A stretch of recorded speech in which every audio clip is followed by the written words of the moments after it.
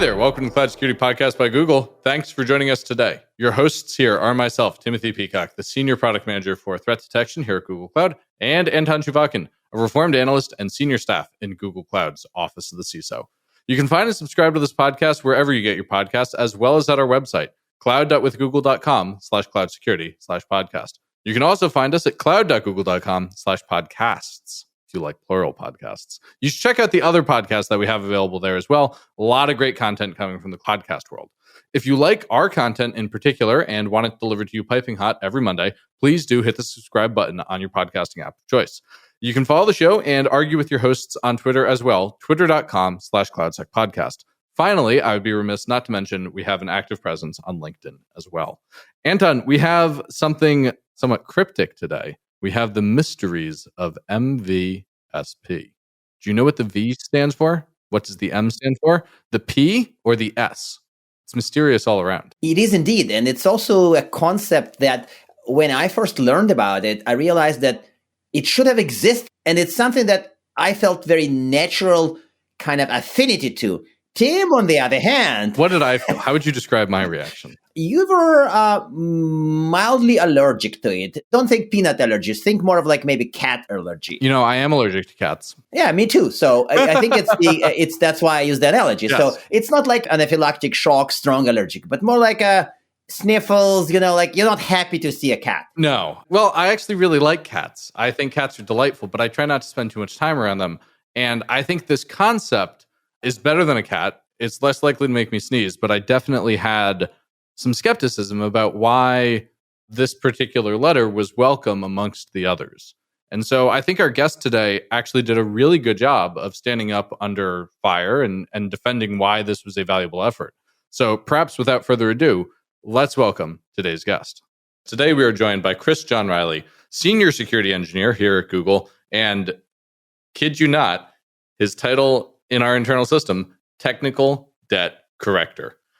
Chris John Riley, thank you for joining us. We're talking about MSVP today. I'm a PM, listeners, when I'm not recording the show, and I know what a minimum viable product is, an MVP. What's an MVSP? I can't even say it. What is this? It rolls off the tongue. It really does. It does. So let me interrupt very briefly. So This is basically a fun intro for Chris specifically, because before this, I was excited about this, and I was like, what a cool concept. You really need it. MVSP is awesome. And Tim is like, what are you talking about?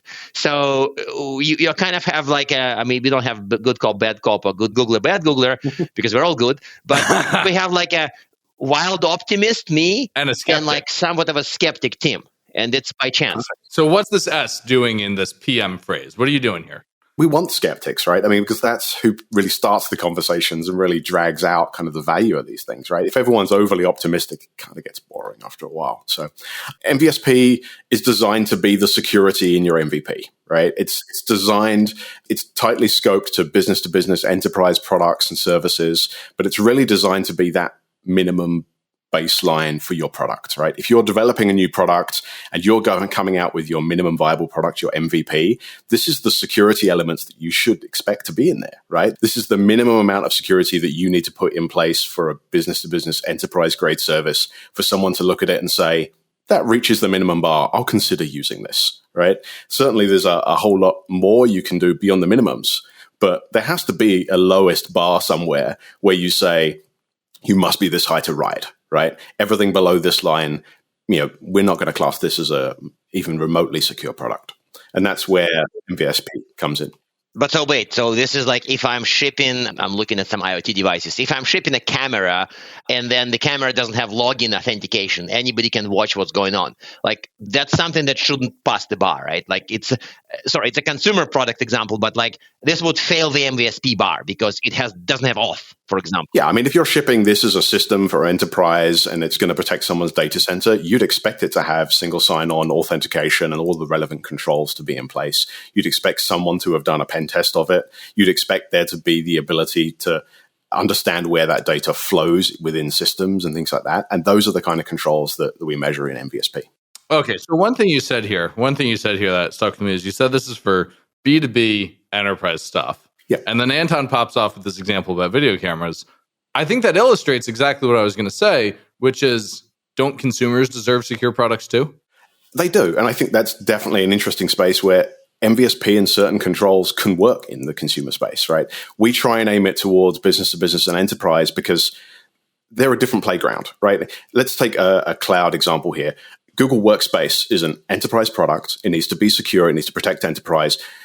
As a result, you can put controls in place that protect enterprises beyond what you can do with something like Gmail, which is a much more consumer product that has to be open and available to everyone. How is someone in sub-Saharan Africa with Android 2.4 on their phone going to use Gmail if you say you need TLS 1.3, right? Sure. There's differences in the control set. And as a result, we try and say MVSP is designed for enterprise. If you can use it for your consumer products, great. But it might not be the sweet spot, and you might not be able to get 100% coverage. Well, I agree that it would be probably hard to ask my dad to set up, mutual certificates to do Gmail. That's fair. Okay, but so then there is another possible kind of like an attack or maybe criticism or question of this. Surely there's some kind of compliance standards for a bunch of business enterprise stuff. Even if you look at something as vanilla as PCI DSS, you would know that to fill the web app, you have to have this thing and that thing. And there's also this whole ISO family, 27001 and others. So isn't the job of setting a minimal bar in the hands of regulators and some kind of a faceless bureaucrats in Europe? I don't know, no offense to people there. So after my rambling, the point is, why do an MVSP if there are already compliance standards? There's a couple of reasons. Like things like ISO, SOC 2, they're great, right? ISO tells you how to do things, but doesn't necessarily prescribe what you need to do. SOC 2 is 6 to 12 months, depending on what your timescales look like, which don't always meet with production timelines for new products. And the industry has a tendency to review security at the vendor level, right? At the enterprise level, right? Mm-hmm. You don't necessarily have a product that is SOC 2 compliant. You have SOC 2 compliance that covers your development infrastructure and things like that, but it doesn't measure the product. And this is where MVSP differs from a lot of those kind of compliance regimes where it's designed to measure the product. So if you have 15 products, you have 15 different reviews for MVSP to say these products all meet MVSP, rather than something like SOC 2 that vaguely stamps and says, you're doing all your processes right. If you follow all your processes to the T, then you will meet all these requirements.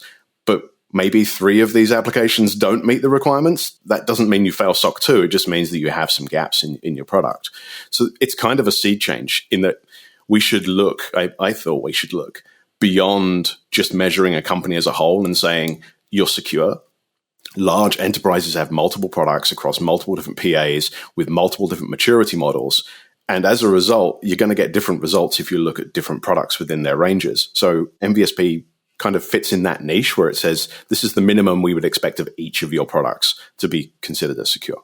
Let me ask a question that seems dumb, but is a very PM way of looking at things. Who's the list for? Who's meant to look at this list and say, yes, I have met the S bar? Let me do the podcast thing and say, thank you for asking that question. I'm going to say it's for everyone, right? But realistically, the way we designed it to be used, and by we, I mean the working group across Google, Salesforce, Okta, and 18 other companies are in the working group right now, probably 22 by the time this podcast goes out. But the way it was designed was RFP processes, better quality vendors in results in lower overhead for due diligence processes. Also, contractual languages, meaning that when you get to the end of that due diligence process and someone's signing a contract and the contract says this vendor must keep logs for 60, 90, 120 days, they're not going to turn around and go, we don't keep logs. That's a control in MVSP. If you made it through RFP, then you should be able to agree to these controls at the end. So it's designed to reduce that overhead, but it also is designed to measure new products, measure acquisitions, anywhere that you can put in 25 easy to answer controls for a product and say good or bad. You can use this for acquisitions. You can use this for investments. Whatever you want to use it for, you can usually try and shoehorn MVSP into it. But certainly for us, better quality vendors in through RFP processes and then build on those controls as the groundwork for more advanced controls. So this makes sense. And I want to go back briefly to your compliance response because wearing my PM hat, even though I'm not a PM, but maybe I have a PM hat somewhere. I sense the need for this because in my PCI DSS days, I've seen a lot of people who try to attach a PCI label to a product or a platform. And people with PCI literati would say, wow, this is dumb. PCI is not about your stupid SaaS product. PCI is about an organization. So you can't claim that your HR SaaS app is PCI compliant because there's no such thing. PCI doesn't do it. But the desire to do it was constant. And I've even seen SIM vendors, actually a good number of years ago, said, our SIM is PCI compliant. And if you look at PCI compliance materials, there's no mention that anybody can certify a SIM. And of course, their SIM didn't accept credit cards because it was too expensive for that.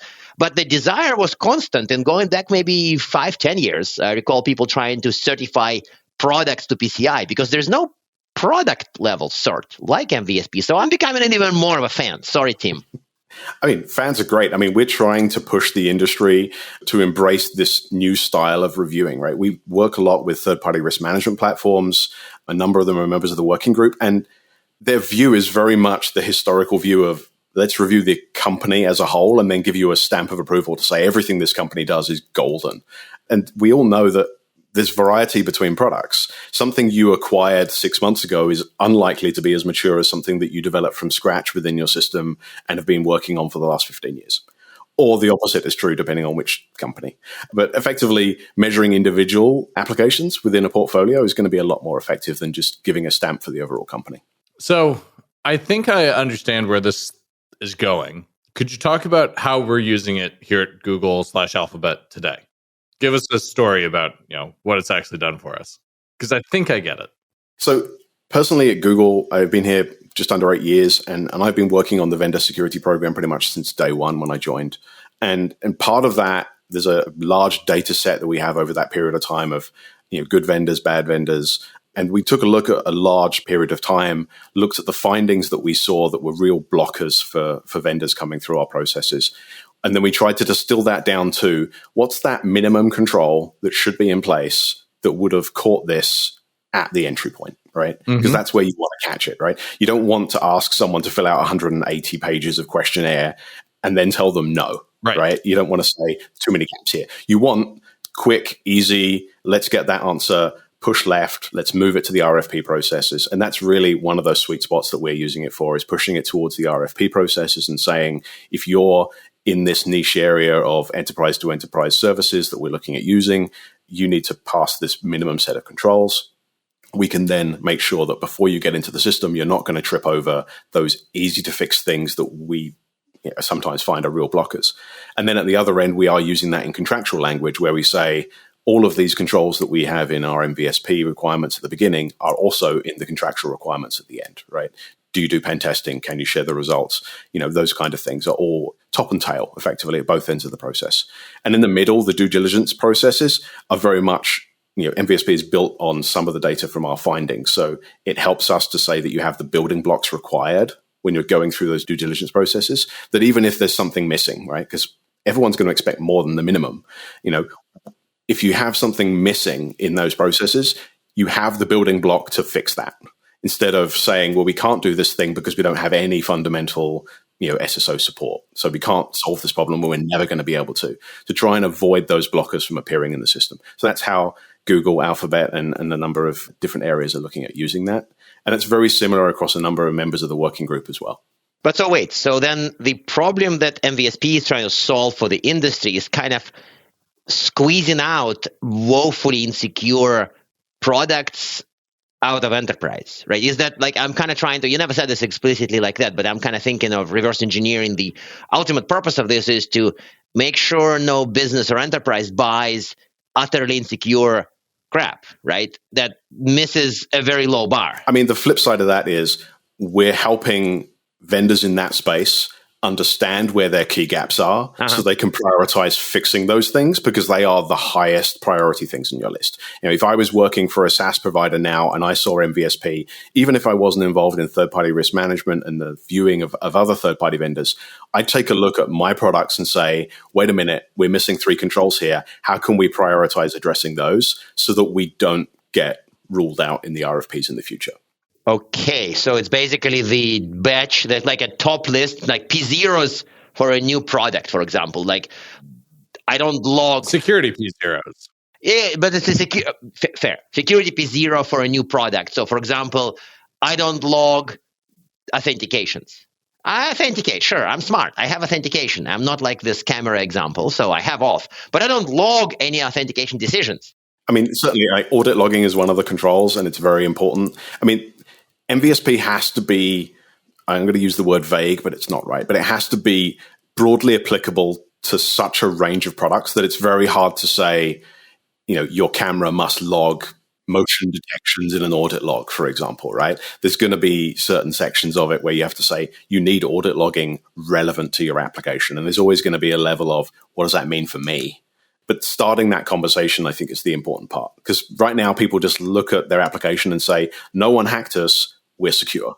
Or no one hacked us and we're used by the top 500 companies in the US, therefore we must be perfect. And the answer is not always. Let's go back to the drawing board and make sure you have the building blocks for a successful product. Okay. And so is this list evolving? Is this so I've read the materials and it looks like you've recently updated something, but this implies that it's not going to be short list that's true forever or for a good number of years. So what's there to evolve? It's the basics. No. I think I can counter your argument about security being dynamic and fun by saying that, well, security basics really maybe aren't that dynamic. As a funny aside, yesterday compared to recording date, we spent some time asking famous, AI bot some security questions, and AI bot highlighted the critical need to have firewalls and antivirus. And I felt like, Tim, I'll show it to you later. But the point is that its thinking was mired in the past. But if you ask humans, a lot of security professionals about the basics, deep in my heart, a lot of them would bring up firewalls and AV. So, I'm looking at the list right now, and one of the ones that I love on here is do not limit the permitted characters that can be used for passwords. There's a whole password policy section here, but we all know that password policy is one of those things that has changed and is likely to continue changing. Yeah, I mean, perfect example is like asking people to change their passwords every 30 days is something that was harped on for many, many years. But the modern take on that is this is more likely to result in people changing it to something that is easily changeable, guessable. Between me and you, my girlfriend just puts the year at the end of it whenever they ask her to change it.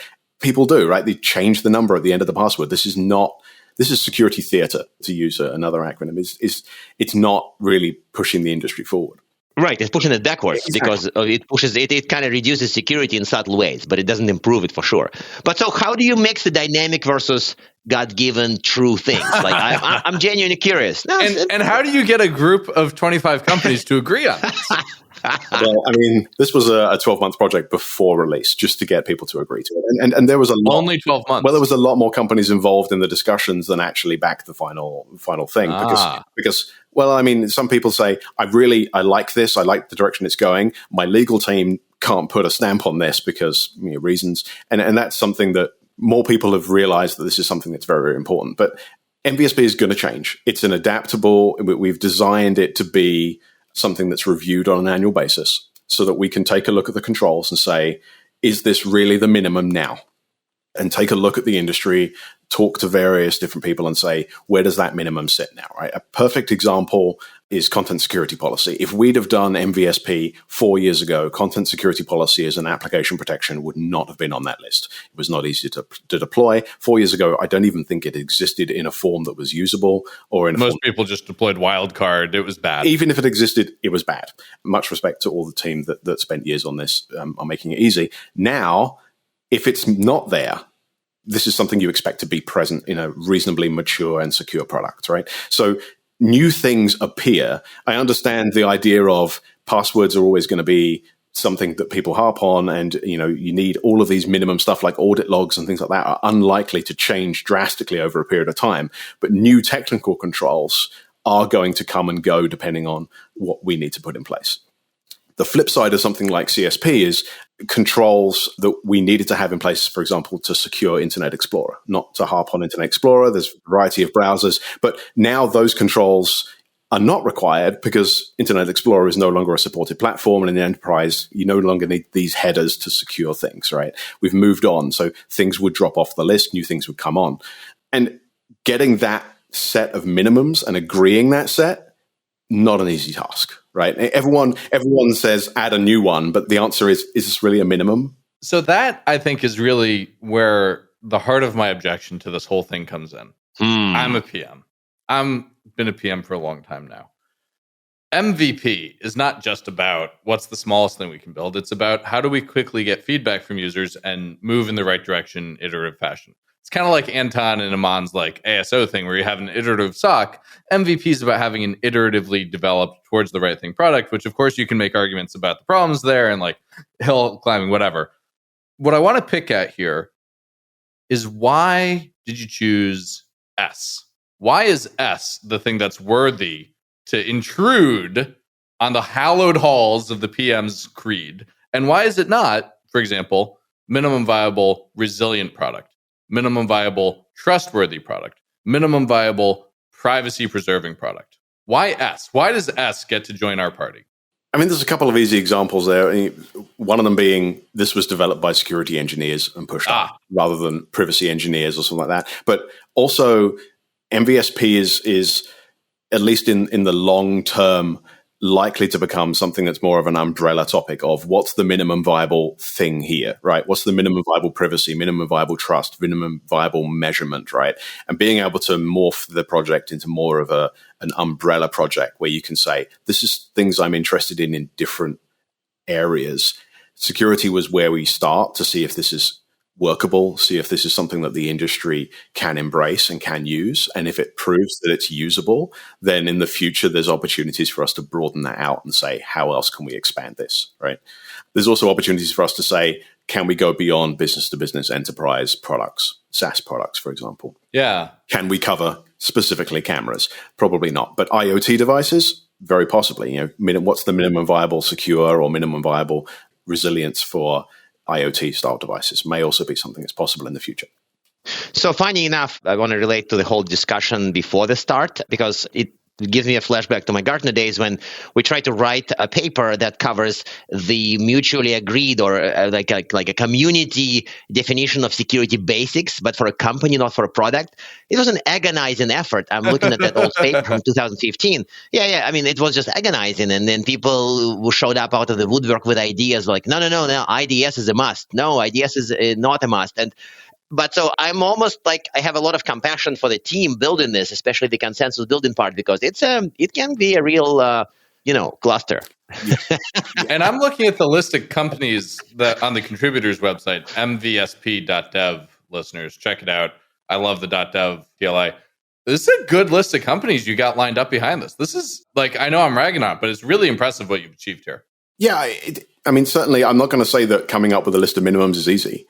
It's not. And there's a lot of conversation on where those are. And yeah, we got it wrong in V1, right? I'll be the first to admit some of the stuff that we put in around passwords specifically was something that we felt the industry was ready for and it was a minimum. But the feedback that came through to us in the latest revision was, this is unclear. No one knows how to do this. No one is doing this right now, at least not in a repeatable, measurable way. And it was specifically around regularly reviewing whether or not passwords in your system have been leaked through a breach. And the answer was, well, who do we pay to do this? How can we get that list? What does that look like? We don't have a team for this. And as a result, even though we think it's a very important thing to do, it's not a minimum, right? Enough people came to us and said, we don't know how to do this. Where's the blog post? Where's the information that tells us how we can achieve this kind of thing? And it just wasn't quite there yet. So we ended up backing out some of those controls because it didn't make sense as a minimum. That's really interesting. You would not believe the hours of my life I spent on trying to design a cryptographically secure mechanism for doing exactly that. I can imagine. I could definitely imagine. Yeah. I mean, and there's ways of doing it without that kind of thing, right? Like at password use, right? At password change. And there's ways of doing it, but the answer is there's not enough ways of doing that are just out of the box, built in. This is easy. Correct. You're done. It was hard enough that this was a problem. And it also gave us the opportunity. We brought in, for example, Salsa, SLSA, .dev for people interested. I saw that as a control in the recent refresh that we did October last year. And that's another Google initiative that is around build environments and talks a lot about trusted builds. And we put in level 1, which is the lowest Salsa level, That's like the mild, not the spicy. Yeah, it's I think the lemon chicken of spicy, right? But it's designed to be, where are we on this level of salsa? And the answer is, a lot of companies are just at the beginning of that ladder. A lot of companies are just at the beginning of understanding, I built this on a desktop rather than I built this on a reliable service. So let's put that on the radar for people and say, level 1 is just understand what your build environment looks like. Once you understand, there's a whole maturity level on slsa.dev that you should really consider looking at. And as that becomes more common across the industry and something that we measure in more areas, maybe we go to level 2 in a year or two's time, right? And that idea of a rising tide lifts all boats is one of the analogies we use, one of many, is that, as we start to look at these controls and say, here's something new, or here's a slightly more restricted version of this control, we should hopefully see the broader industry start to move upwards. Well, with that, I'm afraid we are just about at time. So recommended reading and one tip for how to use MVSP. I'll allow the introduction of the S to boost product security. Thank you. I appreciate it. Recommended reading. I'm sure Anton's got a book, right? That you should definitely read Anton Shirakin's book. If you don't, then you should write a book, and then everyone should read that. Oh, don't give him ideas. I need him to stay focused on the podcast. I would recommend Phantoms in the Brain. I'm blanking on the author. It is not technology based in any way, shape, or form. But if you like how brains work and the weirdness in people's brain, that's definitely a great book to read. And I mean, a simple recommendation: have a read through the controls and just take an example product that you have looked at recently or your company does, and just go down that list and see where there's a gap. Right? I think that you will truly, going through that list, you'll come up with something that's missing, and that's going to give you a direction to head and a way to try and get on that first step of using MVSP in your organization. I dare say that might give them a hint about where they could start collecting some technical debt. Chris John Riley, thank you so much for joining us today. This has been truly a pleasure, and rarely, but I will say my mind has changed about the inclusion of the S. Thank you. Thanks very much. And now we are at time. Thank you very much for listening, and of course for subscribing. You can find this podcast at Google Podcasts, Apple Podcasts, Spotify, or wherever else you get your podcasts. Also, you can find us at our website, cloud.withgoogle.com/cloudsecurity/podcast. Please subscribe so that you don't miss episodes. You can follow us on Twitter, twitter.com/cloudsecpodcast. Your hosts are also on Twitter at Anton_Chuvakin and _Team Pico. Tweet at us, email us, argue with us, and if you like or hate what we hear, we can invite you to the next episode. See you on the next Cloud Security Podcast episode.